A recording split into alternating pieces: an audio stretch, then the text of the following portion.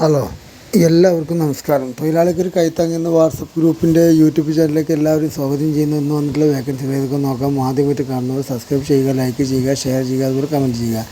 വേക്കൻസികൾ വളരെ കുറവാണ്, അതുകൊണ്ട് ആദ്യം കാണാൻ ശ്രമിക്കുക. എല്ലാവർക്കും ജോബ് കിട്ടില്ല, കുറച്ച് പേർക്ക് മാത്രമേ ജോബ് കിട്ടുള്ളൂ.